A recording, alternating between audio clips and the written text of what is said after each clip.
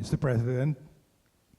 As you very well know, our industry is so dependent on reliable power and reasonably priced power.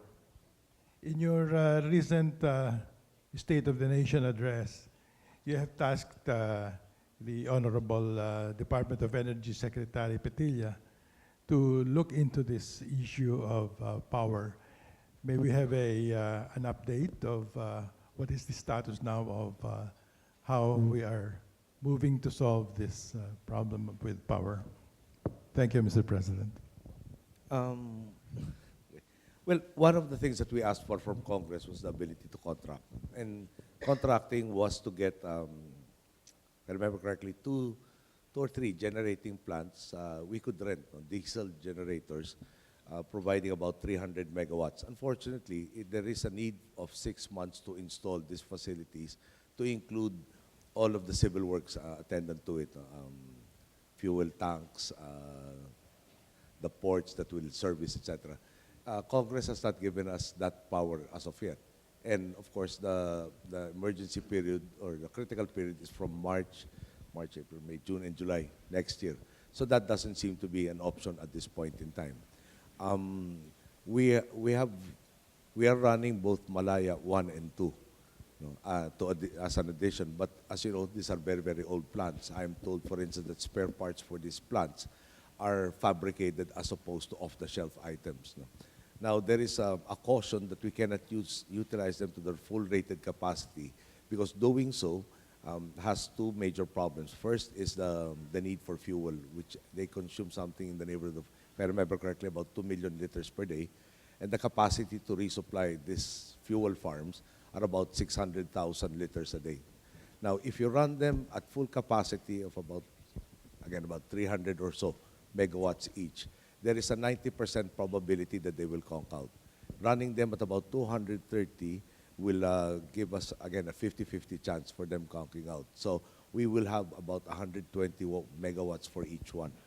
Now, there are other reconditioned or the mothballed plants that are being operated. One is in, sorry, I'm drawing all of this from memory. It's, I think, Navotas or Novaliches. So, Navotas. About megawatts. Thank you. Millennium Power Plant. We are told that this will be online by the critical period. No? I think they're starting by March. Will provide about 210 megawatts. So Congress and some members of the private sector are very, very inclined to just utilize the so-called interruptible load program. My caution was these backup generators are precisely that, backup generators, not base load plants. And there is no assurance that, I'm just trying to give you the picture as I see it, so as not to raise false hopes. The reason we wanted the plants, the base load plants, was precisely because they have demonstrated capability to produce that ended power. Unfortunately, the cost is also high, between 6 to 12 billion pesos, of something that we hope we will not utilize. But it is better to have and not need than to need and not have. Unfortunately, others are taking a more optimistic look that the interruptible load program will suffice to carry us through. The main issue is really the occurrence of forced outages. And the graphs presented by the Department of Energy point out that there is really a substantial danger in that there are too many of these. Some of the newer plants were not producing the rated capacity. They have been derated. And we would want to be able to say that we prepared for the worst and we hope for the best. So hopefully, all of these steps that are being undertaken, and hopefully we will have a mild or non-existent El Nino situation next year, will not produce the emergency situation and that we will all have the necessary power. Now, in terms of bringing down the prices, there are already 3 companies that are embarking on what is termed merchant as opposed to locked-in power contracts. No? We hope that this will, in the contestable portion of the market, will be reduced, I think, from 1 megawatt to about 750. So more competition perhaps will encourage more merchant suppliers, and in turn, the competition will bring down the prices to more reasonable levels. And still, I have to also add, government has also sought to reduce consumption. We have distributed something like 8.6 million of the higher efficiency bulbs in an effort to reduce power consumption and lessen the demand, especially as we face next year's potential crisis. Thank you.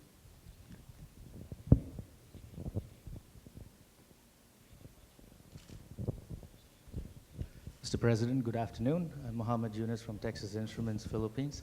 Let me start first by thanking your leadership and the administration for being a strong support, and also PEZA, which has been a strong advocate for us.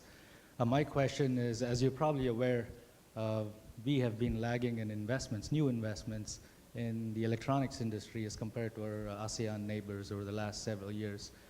Could you help us understand from a roadmap standpoint, what are some of the things that your administration is looking at to increase investments from the electronics industry as we move forward? Thank you. Can I refer it to the main man who's doing all of the road shows to directly engage all of these potential investors? Well, the primary answer to that is really creating a better business environment for investments to come in the Philippines.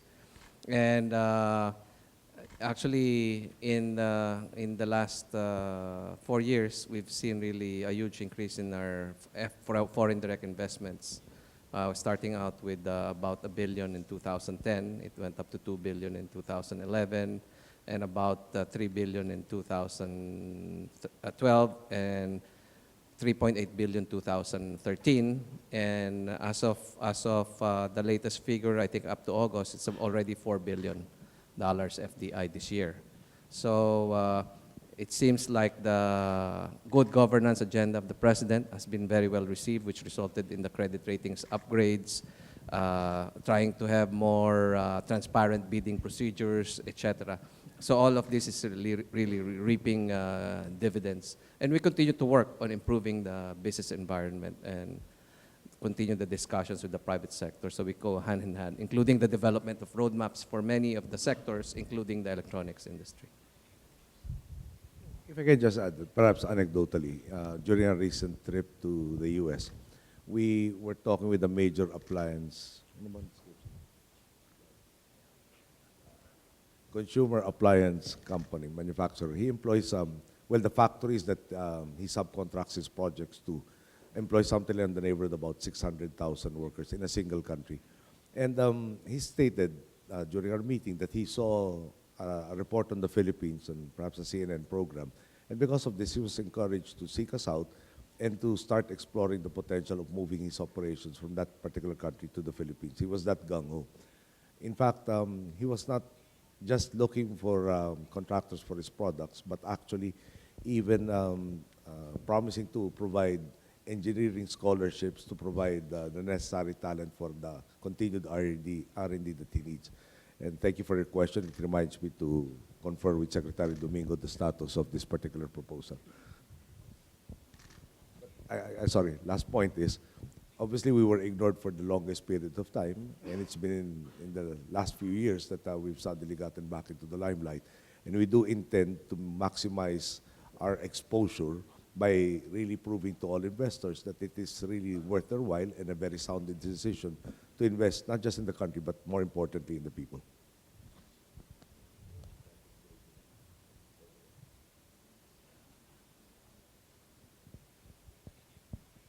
Hi, good afternoon. I'm Elmer La Peña from Excelitas Technologies. First of all, congratulations on the sustained GDP growth of the country in the past years. As we all relish this growth, a couple of future events come to mind. How will the Philippines maintain or increase its competitiveness after the ASEAN integration? And how sustainable will this growth be after 2016? Certainly focus on education, as you just mentioned. On the younger half of the population, is a good focus area, and it is as critical as we think. Are the efforts to provide enough educational facilities as well as upgrade the quality of education aggressive enough? Thank you. Well, are they aggressive? Can I answer the last portion? Are they aggressive enough? You know, perhaps it's something instilled by my parents in me. I should never be satisfied. No? So I keep pushing everybody if they've reached, like for instance, when I was reading the portion of the speech of asking Joel to achieve 100%, no? I was wondering how that can become 110%. No? But, and again, I think we will redefine certain parameters so that the 110% on current standards now will just be the next 100% that is striving for. Okay, we believe the greatest single resource of the country is the people, hence all of the investments, no? Not just in education, but also in other social concerns like health. I'm told that we have 82% of the population already employed, enrolled rather, in PhilHealth. We've expanded not just the coverage, but we've also expanded in terms of coverage in terms of people, but also coverage in terms of diseases, so that a catastrophic illness, no, will not bring you back below the poverty line. The conditional cash transfer program has been expanded to include families with high school children, so that hopefully also with Testa's help and other agencies, they will have employable skills even at the high school level. I understand some of your trainees are actually high school graduates, no, and have actually been employed. So that, I think, is proof positive of the concept. Now, with regards to how do we sustain this after 2016, then perhaps I will vote for the right candidate. And if I can ask you also to discern properly as to whom is extolling populist sentiments with no substance, as opposed to that which you not only says the right things, but whom you can trust to deliver the same. You know, and at the end of the day, again, I have to re-emphasize, this is really a collective effort. You know, even there's some quarters that were saying I should try and go for a second term. Now, I don't think that's the right solution.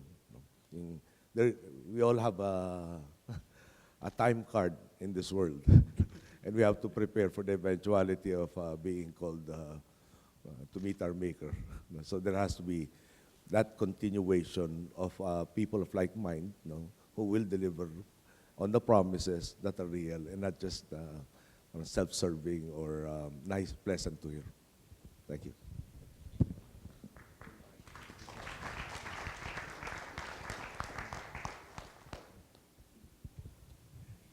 Greg just showed this to me. From 2010 to 2014, the Department of Education had a budget in 2010 of 161.41 billion. By 2014, it was 281.77 billion. Growth, according to this figure, 74.57%. CHED, from 1.67 billion in 2010, is now 6.94 billion, growth of 315.57%. TESDA from 2.89 billion in 2010 to 5.12 billion in 2014. And I assume all of these figures will also rise in the 2015 budget. Good afternoon, Mr. President. Perry Ferrer from EMS Group of Companies. During your your meeting with Prime Minister Abe this year, were you able to discuss on ways of attracting more Japanese companies moving into the Philippines following Brother Murata and Canon, as Dan Lachica mentioned? Well, Thank you. as you know, Mitsubishi has bought the former Ford plant to set up a stamping plant. They're waiting for the final details of the roadmap to be able to determine whether it's a 40,000 unit facility or 100,000 or a 200,000 unit facility. Now, besides that, we actually met with Keidanren, and amongst the proposals that they had was Japanese firms would want to have Japanese banks whom they have grown accustomed to dealing with over the decades. And towards that end, we have put the suggestion before Congress. Congress has enacted a law that has opened up our banking sector, which will redound to, again, more competition in the financial sector, more competitive products for all of you.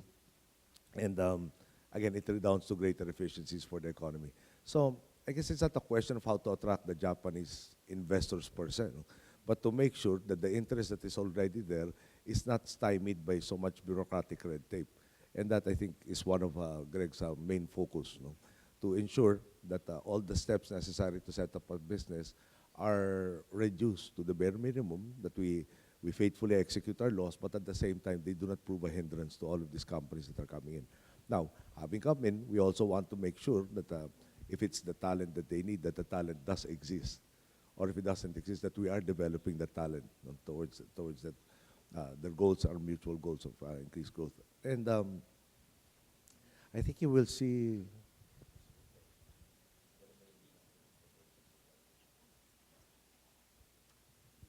Well, Greg tells me that it's already happening in terms of all of, come to think of it, almost weekly I get some Japanese trade delegations amongst others, and in so many different sectors. And siguro can we just leave it up to the photos of their inaugurations and groundbreaking ceremonies rather than enumerating them right now, because there are days when I really feel that yung concept natin of baka mausog is very apparent. I just want to make sure that we don't jinx anything. Mr. President, sometime in July this year, JICA funded a study trip to Mumbai, India. And this trip was represented by the private sector, the public sector, and also from the academe.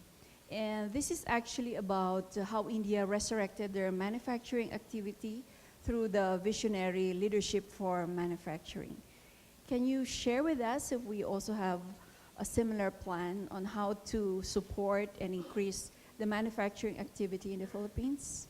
Well, in very broad strokes, first, I think one of our major disadvantages has been the issue of power and the cost of power, which at times is the highest in the region. So a lot of the effort has been precisely to come up with the more, number one, ensure the supply, availability, reliability. Second, encourage more and more of these investors in the power sector to come in to be able to produce that a market that is truly, I should say, more and more competitive to come up with more reasonable rates. Now, we are surprised that there has been a resurgence of manufacturing even as we have not yet fully addressed that issue of the energy situation. So there are various reasons for this, amongst them the inherent advantages of investing in the Philippines, but also more importantly perhaps geopolitics across the globe. Now, again, we're trying to tackle each and every one of the problems that are presented, from the bureaucratic red tape to infrastructure, necessary infrastructure support, to education concerns in terms of investing again in our people, as the figures we mentioned earlier showed, to a whole different, we've even increased the negotiating panels under DTI from, what was it, 6? No?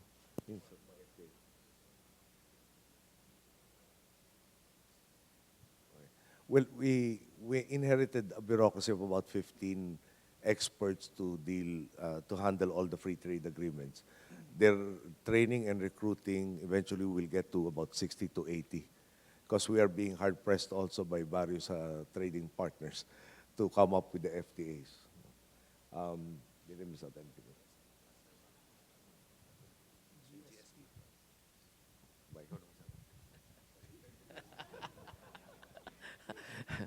Yeah, we're also working now on getting accredited for GSP Plus within the EU, and we're hoping for a decision by December of this year. The GSP Plus, if we're approved, we're currently under their GSP program. The GSP Plus, if we're approved, will open up a few thousand tariff lines and bring the tariff down to zero. So that will be a very significant thing for the Philippines if we're able to get that status from the EU. And that should bring a lot of more manufacturing. And that will be a boost over and above what we're getting now.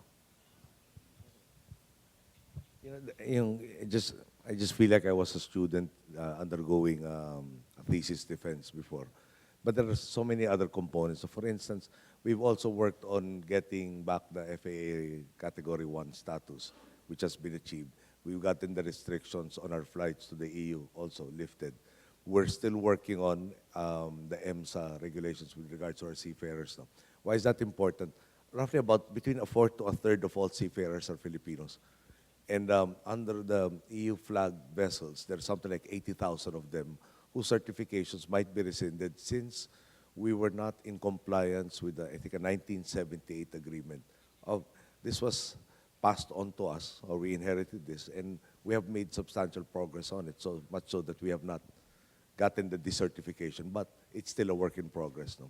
That entails setting up a single agency, entails, again, improvements in the curriculum, the trainers, the evaluators of the programs.